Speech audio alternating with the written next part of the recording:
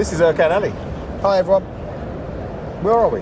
We are at Excel at the London Classic Car Show, and it's day 2 of the show. This is Friday. We've still got Saturday and Sunday to go, and we're exhibiting on stand CC130. And this is the Bollywood Top Gear.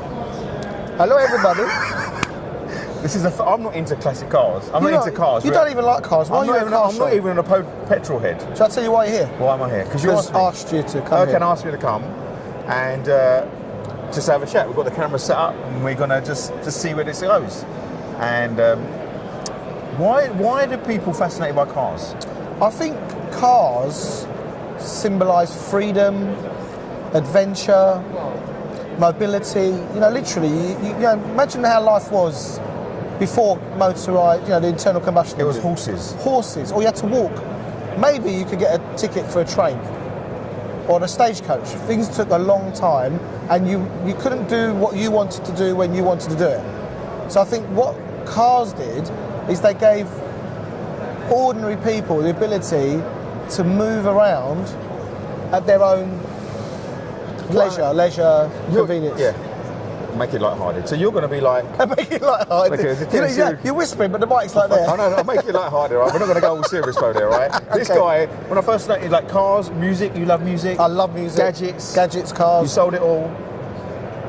Women, you sold it all? Women, sold it all. Well, you know what I mean. And I've come down, you said come down to do an interview. Yeah, I'm not into materialism anymore. No.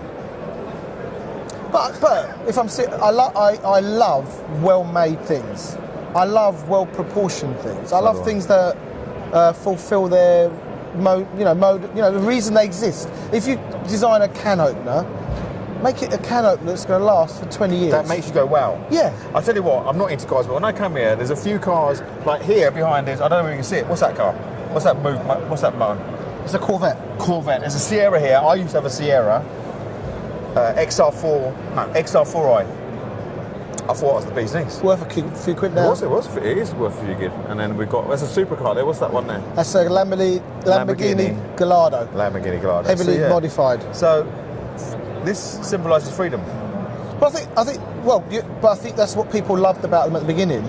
But I think they're works of art, clearly. You know, if you look at the lines of a car, the way the chrome work is, the way the whole of a car is proportioned, you look at it and you just see a thing of beauty.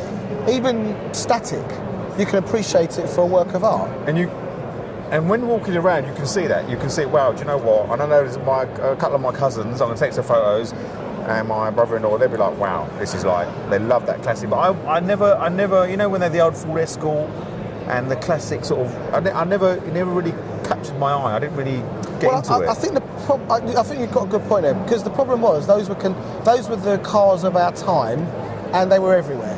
And now they're rare, and they look different now than they did maybe 20, 30 years ago. They drive as well. Look, old cars drive in a different way. They're built differently. They have different damping, different suspension, different. You know, they're very different. So you feel the road more. You feel the road more. You feel that they're more responsive. You kind of have a more, you know, like a more heightened connection with the road and the experience. So you don't have to be going as fast. You don't have to be, you know, you could go very fast in a turbo diesel, whatever, at the moment, and you wouldn't feel anything. You'd have the aircon on, some music playing. So let me ask you this question: with the age of the driverless car and the electric and Tesla and giving it all that, do you lose the essence of driving? I think you lose the essence of life. Okay, that's deep. Yeah, I think you do. I think. Stop going serious. No, I think it's true though. I think, you know, you can't replace candlelight with digital or LEDs. Candlelight is candlelight. And I think, you know, the more we put technology in the way of humanity, the more we feel separated by it. You know, you get into a modern car, you can't feel the road. It's been damped out. And you don't want to though, do you? From a comfort point of view, but then from an experience. It's like that Sunday, you know, most people here, they will drive this on a Sunday morning. Yeah. This is not a go to A to B, this is experience A between A and B. For some people, I mean, I've had cars that were not A to B cars, and I used to use them every day, because every day I wanted to feel alive. And, you know, if you've got something that you take the roof down, and you've got something that really feels, it's got that, you can feel the link between you and the vehicle, you're connected to the road. And it's the case with everything, Baiju. I don't think it's a car thing. I think it's a life thing. You know, do we want to experience life through a digital interface, or do you want to go out there and really feel life? I mean, look, how many kids now sitting experiencing life through an 8-inch iPad? And you look at the kind of the age of the people here, you know, they're 45, 50 onwards. Yeah. Because prior to that, the cars in the in-between period, they weren't really saying, I get it. No, I get it. And the thing is, I like you, when I see someone who's really enthused about something, it's like fantastic. Yeah, the work that we're in, when we're helping people do what they do, but they find the thing, is fantastic. And I've seen people here, they're fascinated by this piece of metal. It transfixed, and you think, wow, dedication. But the thing is, like a car enthusiast, I don't think would go a piece of metal. Exactly, I know, but they'd be like, because when it's joined up and created, it comes its own character. It becomes something, yeah. It's exactly. Like you've got a Corvette there, you've got a Lamborghini, you've got Escorts. Yeah, they're all different characters. It's like your mum's cooked a wonderful meal, your favourite dinner, and you go, that's a nice lot of ingredients. You don't, do you? No, you go, that's my favourite dinner, or it's my favourite whatever, you know. And even that, you know, talking about, you know, a mother's cooking is something very personal, it's very intimate. And I think it's the same with some of these vehicles. People have very intimate relationships with them in a way that it matters to them.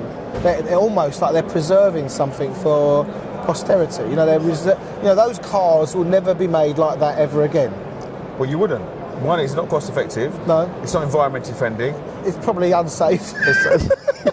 It's probably illegal to build them like that. There's no seatbelts in there, is there?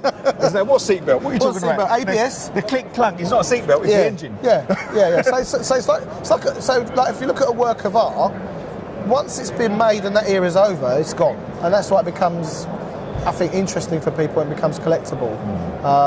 And there's a lot of examples of that. You could talk about art, wine, sculpture. You know, I've been watching this Drew Pritchard, salvage hunter, and he goes around the country saving and finding old furniture, you know, architectural furnishings, and these things were made by people, you know, and they never will be made like that again. You know, maybe the techniques have gone, the craftsmanship's disappeared, and you know. So when will classic cars? What year will? It not, you know, what the current cars in the last 4 years, will they ever be classic? Or is I don't think. Because they're just like computers? It depends what happens in world events, I guess. You know, if we had, post-war, pre-war, there's a different cachet about that. You know, it depends how these things have been. You know, there's cars now that we grew up with, like XR2Is, Golf GTIs, Capris. Renault 5 Capri, XR3i. Yeah. You know, people our age. Crusader. Yeah. That was a posh Cortina. Renault 5 GT Ford Turbo. Crusader.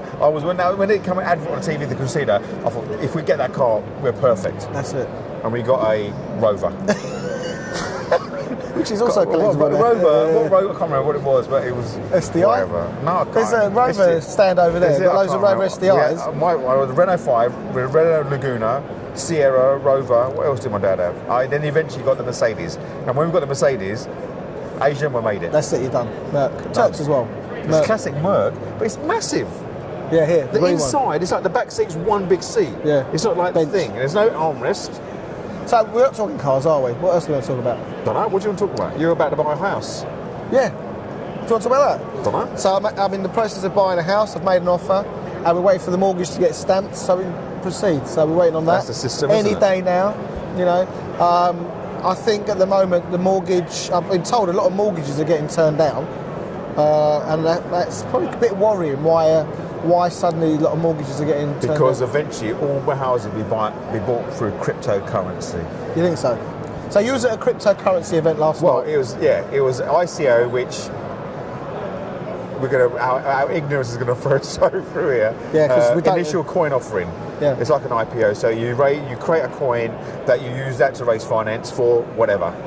And there was a couple of charities there last night, and in terms of how they're using Bitcoin, crypto coin tokens to use that to raise finance, because people want to invest in the token, they believe in the product, so it's just a vehicle.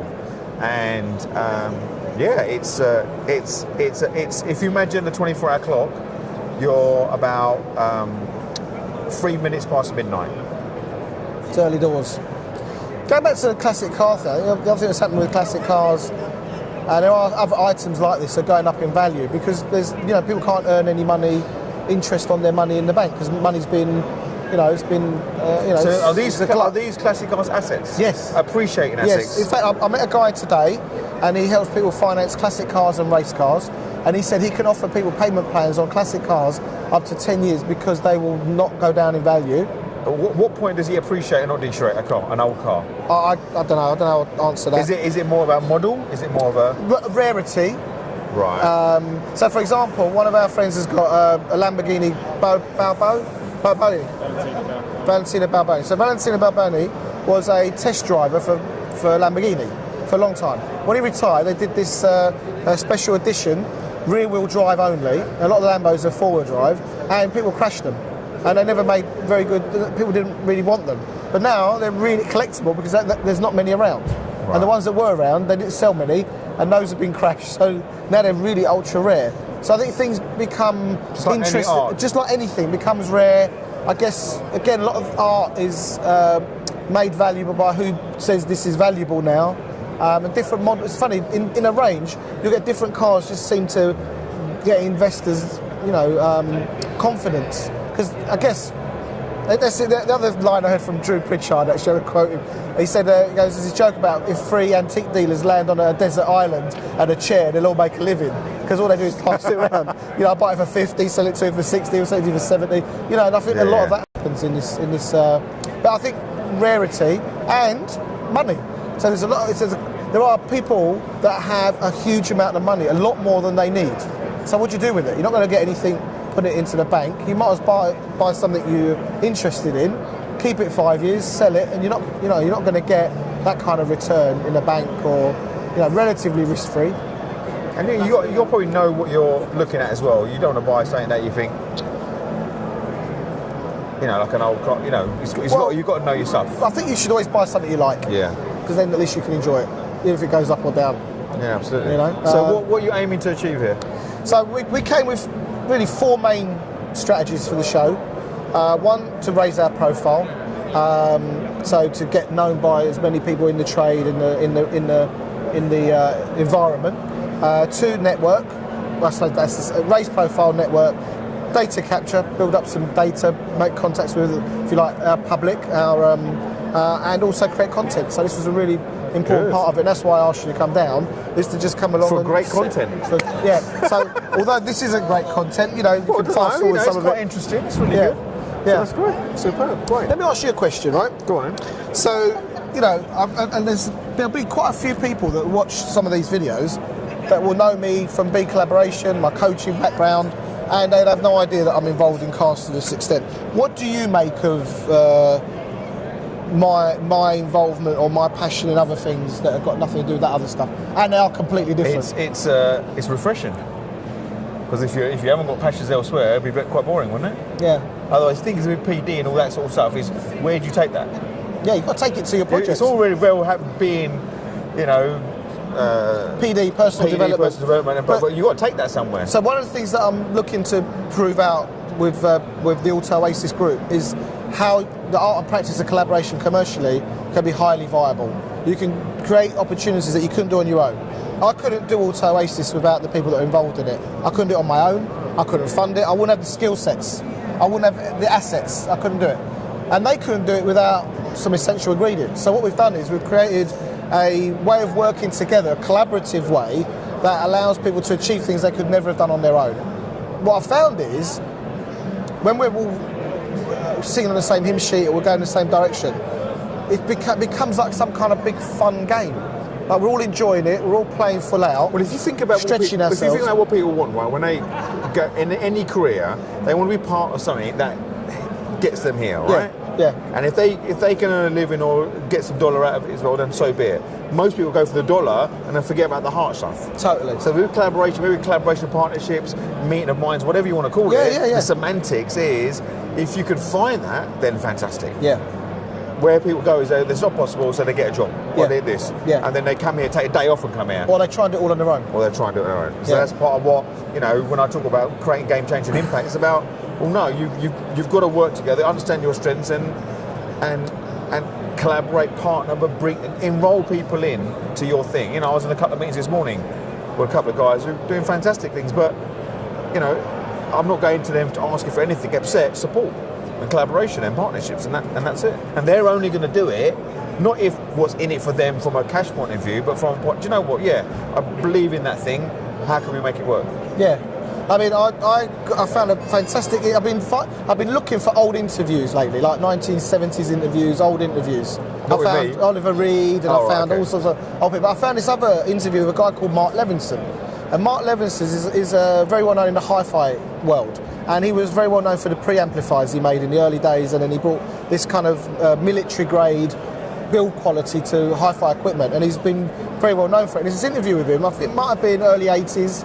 And he said, you know, look, it's really simple. Music is about emotion. If it doesn't touch your heart, it's just noise. And I think it's the same for all of this. You know, if it doesn't touch your heart, it's just anything, because, and that's why people are asleep. What's happening? I got this take on that. 10, 15 years ago, people didn't know what they could do, and there wasn't resources. Now they go on the internet and they see, I can do all these things. Look at that little child. They can do all these things. So now they're waking up, but still frustrated because they don't know how. Yeah. And that makes it worse. It's like I'm going to show you, but take it away. And that's why things like BCO, stuff that I'm doing, and so you having this interest, it's great. And saying to people, look, whatever, don't think the thing that makes this go, make this tick, you can't do that from a point of view of living your life or earning a living. I just want to respond to something you said about people not knowing how, or having that as a reason, because personally, I've never let that stop me. Now, part of my identity is I've got to know how, and I spend a lot of time in information, but I don't let not knowing get in the way, because sometimes you can only work it out as you start walking in the fog. You can only make out what the next thing is by moving through the fog. You have to appreciate that a lot of the population don't feel it because they see the fog and they stop. Yes, bingo, absolutely. And then they blame over there, then they blame over there, and they look for a solution there. But in the recent book that Jill wrote, The Collaboration, Making of a Movement, we cite fear, scarcity and competition as the current paradigm. So people are afraid up front. They're afraid of losing, they're afraid of failure, they're afraid of ridicule, they're afraid of... So we've been heavily conditioned to fear, right? And then inside of that fear, there's a sense of competition, there isn't enough, there's scarcity. So, you know, better off staying with what I know, better off staying small. And our education, Baiju, our culture, our conditioning has led people to, rather than spread their wings and fly, they just sit in the nest waiting for something. And the system's a system, so this is where people go say, okay, find out how then. Go to someone and say, okay, what could I do? They stop in their tracks. They say, I know what I want to do, but I don't know how, sod it. I won't do anything. And they won't ask the question because it's free of ridicule. They won't ask the question. Sorry to interrupt, but let me demonstrate a bit clearer. See, He's not sorry. Do you know how to lose weight? Yeah. Do you? I am. Do you know how to get fit? Yeah. Right. Do you? Yeah, of course I do. all Does that do. knowledge make any difference? Knowing and not doing is yet not to know. Yeah, it's better off not knowing. Yeah. You know, and you know, Socrates says that along the lines of an unexamined life is a wasted life. And for me, don't wait for it to work out. Go make it happen. You know, you'll know what it took when you get to the top of the mountain and you look back down and you go, oh. And that's what people want answers, and the answers are within. You know, I went away, and it's like it's a cliche. Answers are within. When he says went away, he wasn't, you know, doing porridge. He wasn't doing a bit of stew. He went to India on a retreat, sitting on a mountain. Well, nearly a mountain. Nearly a mountain. It looked like a mountain. It was a mountain. The mountain was there. I was there. Oh, yeah. That's beautiful, though. That was. But the answers are within from the point of view. You search within. You don't like what you hear. Then you need to then surround yourself with the right people to draw that out. I think that's critical. I think that is critical. You know, like if someone's saying around B-Call or around on Spirit, and someone's thinking about taking a journey into something, there'll be people going, go on, do it. You can do it. You can do it. And we're backing you. We're supporting you. We're watching. We're playing witness to your But the key journey. thing is, right, is when we encourage them to do it, we don't say, well, let me know how to get on. Come back in 3 years' time and they're like, you know, that's abdicated, it's like you do you know what, we got you back. Yes. We got you back. Big And that's difference. the key. Yeah, it's good. So this is fantastic. This is great.